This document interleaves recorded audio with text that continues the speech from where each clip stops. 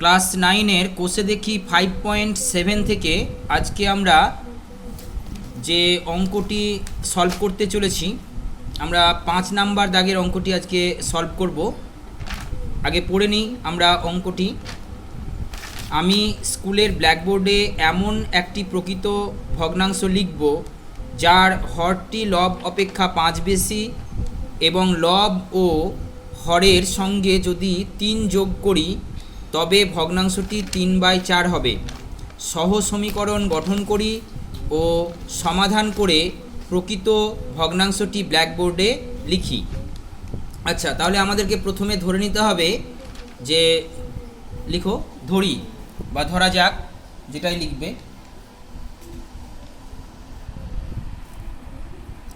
ধরি প্রকৃত ভগ্নাংশটির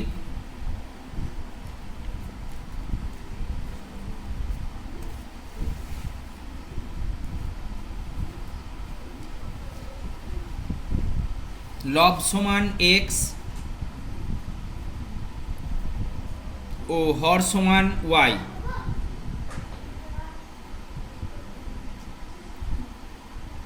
অতএব প্রথম শর্ত y equal to x plus 5। দেখো এখানে বলেছে যে হর হচ্ছে y, তো y লবের চেয়ে কত বড় বলেছে? 5 বেশি বলেছে, তার জন্য আমরা লবের সঙ্গে 5 যোগ করলাম। আচ্ছা, এরপর দ্বিতীয় শর্ত লিখে নাও। দ্বিতীয় শর্ত আমরা লিখব x plus 3 by y plus 3।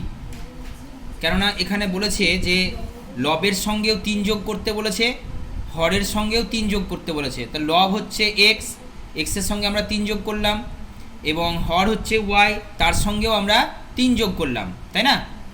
সমান চিহ্ন দিয়ে দাও, তখন ভগ্নাংশটা কি হয়ে যাচ্ছে? 3/4। আচ্ছা, এটুকু সলভ করে নাও। ইমপ্লাইজ দ্যাট দিতে পারো কিংবা বা লিখতে পারো। আচ্ছা, লিখো 4x প্লাস 12 কোনাকুনি গুণ করছি ইকুয়াল টু 3y প্লাস 9। তারপরে নিচে লিখো বা 4x minus 3y equal to 9 minus 12। পক্ষান্তর করে নিলাম। আবার বা লিখো। এবার আমরা কি করব? -3। আচ্ছা, আগে এক কাজ করো, 4x মাইনাস 3yটাকে লিখো। 4x minus 3y equal to 12 থেকে আমরা 9 বিয়োগ করব, কি হবে? -3 লিখো। আচ্ছা, বা লিখো এবার। -3y equal to -3 minus 4x, বা -3y লিখো ইকুয়াল টু, মাইনাসটা আমরা কমন নিয়ে নিচ্ছি, মাইনাস লিখো আগে, যে ব্র্যাকেটের মধ্যে লিখে দাও 3 প্লাস 4x, বা লিখো। আচ্ছা, এক কাজ করো, এই মাইনাসটা আর এই মাইনাসটা কেটে দাও। বেশ, এবার লিখো y সমান লিখো 3 প্লাস 4x বাই 3। এবার নিচে চলে এসো। দেখো, এই লেখা অঙ্কগুলি তোমরা যে কোনো প্রসেসে করতে পারো। 4টি প্রসেস রয়েছে সমাধান করার: অপনয়ন, পরিবর্ত, তুলনামূলক এবং বজ্রগুণন। আমরা এই অঙ্কটি তুলনামূলক পদ্ধতিতে করতে চলেছি, সেজন্য প্রথমে কি করতে হবে তোমাদেরকে লিখো। আচ্ছা, এখানে এটা ... 1 নাম্বার দিয়ে দাও, আর এটা ...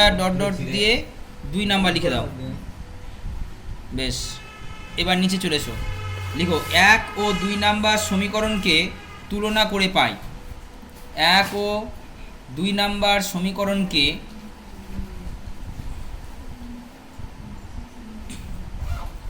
তুলনা করে পাই, তুলনা করে পাই। বেশ, তো নিচে লিখো x প্লাস 5 সমান সমান সমান আর কি 3 plus 4x by 3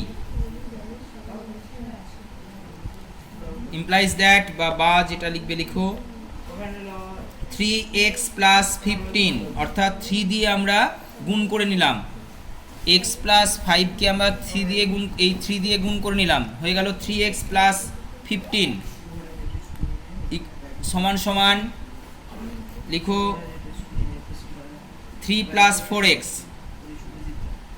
implies that বা লিখো 3x মাইনাস 4x, 4xটাকে নিয়ে এলাম মাইনাস হয়ে গেল, সমান সমান লিখো 3 মাইনাস 15, 3 মাইনাস 15 অর্থাৎ 15টাকে আমরা ডান দিকে নিয়ে গেলাম মাইনাস হয়ে গেল, বা লিখো মাইনাস এক্স, দেখো 3x থেকে 4x বাদ দিলে হবে minus x is equal to অর্থাৎ সমান সমান দাও 15 থেকে যদি আমরা 3 বিয়োগ করি তাহলে কি হবে মাইনাস 12, মাইনাস 12 বা আচ্ছা দুই দিকের এক কাজ করো মাইনাস মাইনাস কেটে দাও, তাহলে x সমান হয়ে গেল x সমান 12 লিখে দাও, x সমান 12। বেশ, এবার নিচে চলে এসো, দেখো 1 নাম্বার সমীকরণে x সমান 12 বসিয়ে পাই, 1 নাম্বার সমীকরণে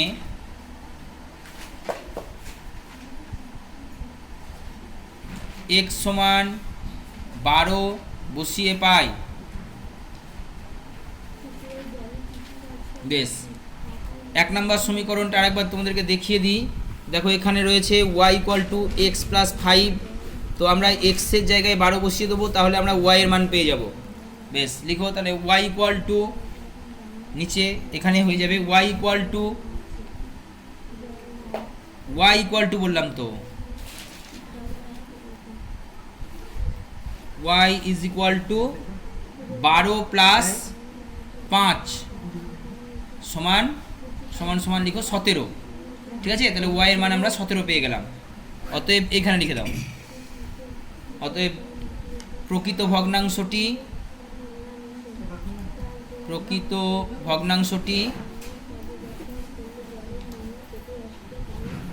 নিচে লিখো, সমান দাও নিচে সমান সমান। আচ্ছা, ভগ্নাংশের ক্ষেত্রে কি হয়, লব উপরে হয় হর নিচে হয়, তো লব আমরা কত পেয়েছিলাম 12, তাহলে লিখো 12 উপরে আর নিচে লিখো 17, এটা হলো একটা প্রকৃত ভগ্নাংশ।